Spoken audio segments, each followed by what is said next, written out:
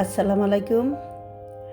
আজকে আমি মুরগির রেজালা করব। দেখেন, এখানে 2টা মুরগি নিচ্ছি, আর এইগুলা গরম মশলা, দারচিনি, এলাচ, গোলমরিচ, স্টার, জয়ফল, জয়ত্রী সব এখানে আছে।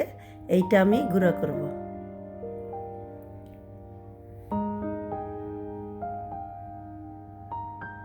2 চামচ আদা বাটা দিলাম,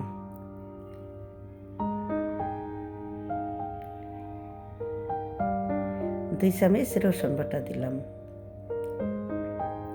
এখানে কাঁচামরিচ বাটা দিলাম প্রায় 3 চামচের মতন।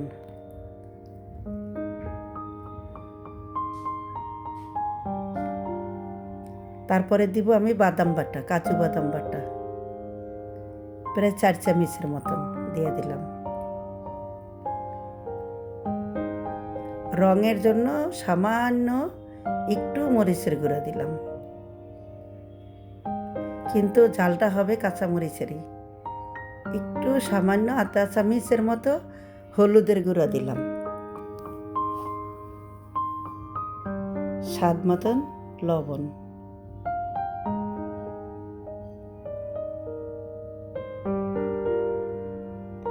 এখন দিব আমি টক দই,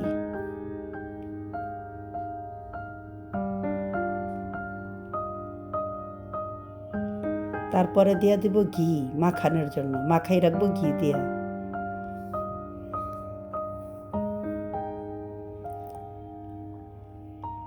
ধনিয়ার গুঁড়া দিই নেই, এখন আমি একটু ধনিয়ার গুঁড়া দিয়ে দেব, 1.5 চামচের মতো ধনিয়ার গুঁড়া দিলাম। এখন এটা ভালোভাবে মাখাইয়ে রাখবো প্রায় 1 ঘন্টার মতো।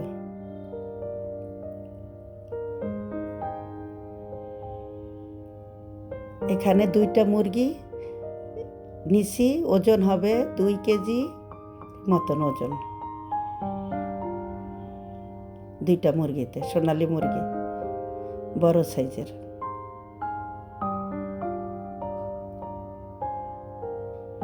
আমি যেভাবে মুরগিটা বসাবো ঠিক এইভাবে যদি আপনারা বসান তাহলে একদম বাবুর্চির মতন লাগবে।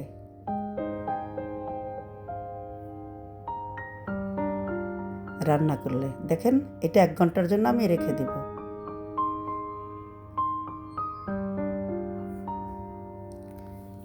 এক ঘন্টা পরে আমি চুলার কাছে আসলাম।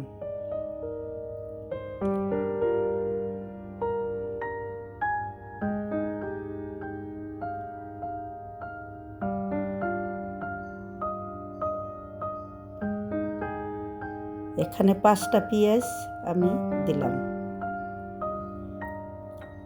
এখন সাদা তেল দিব, সয়াবিন তেল।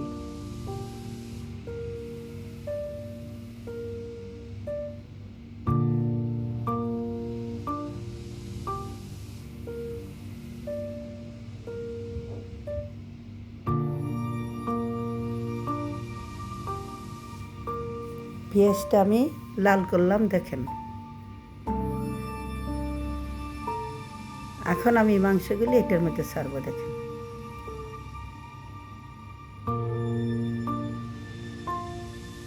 কাঁচামরিচ বাটা, বাদাম বাটা, টক দই, সব ময় মশলা দিয়ে আপনারা এইভাবে যদি মাখাই রাখেন, এইভাবে যদি রান্নাটা করেন, মুরগির রেজালা বাবুর্চিরা যেভাবে করে ঠিক ওই রকমই হবে। আর আপনারা তো দেখছেন আমি সব মশলা দেখাইছি আপনাদেরকে। এইগুলো আমি গুঁড়া করি, গুঁড়া করার পরে ব্লেন্ডারে তারপরে দিই। আস্তা কোনো মশলা দিব না। এই যে গরম মশলার গুঁড়াটা প্রায় 2 চামচের মতো দিয়ে দিলাম।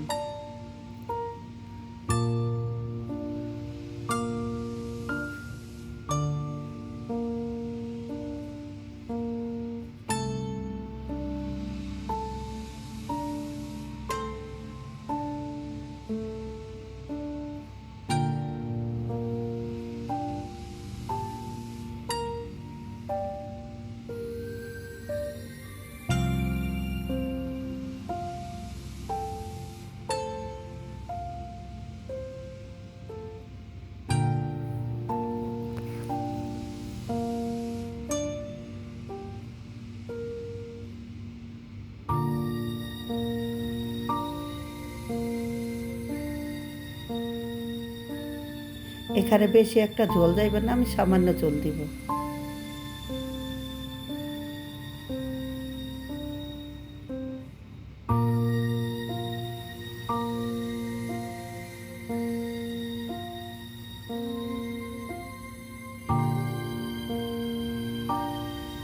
দুইটা তেজপাতা দিয়ে দিলাম। স্বাদের জন্য আমি সামান্য একটু চিনি দিলাম।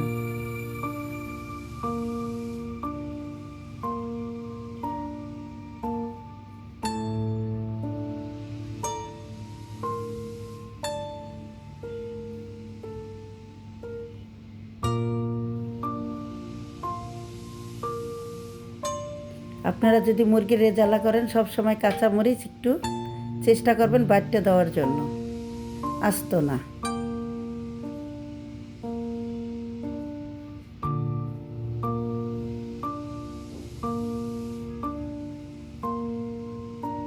এতটুকুই ঝোলে হয়ে যাবে এটা রান্না।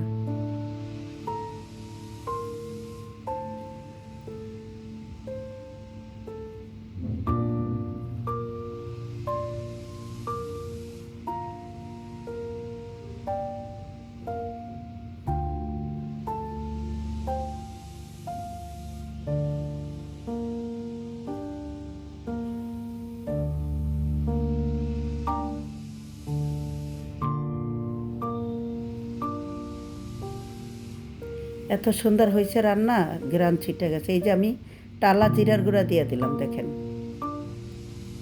আপনাদেরকে তো খাওয়াইতে পারবো না, এমনিই মুখে বললাম। খুব সুন্দর একটা সেন্ট আসছে।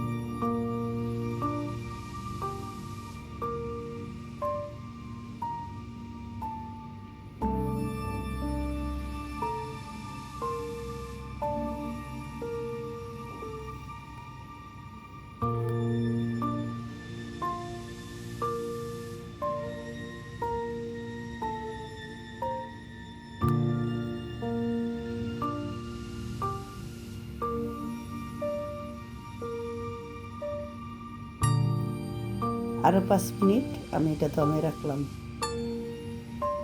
আসলাম 5 মিনিট পরে, দেখেন কত সুন্দর হয়েছে রান্নাটা।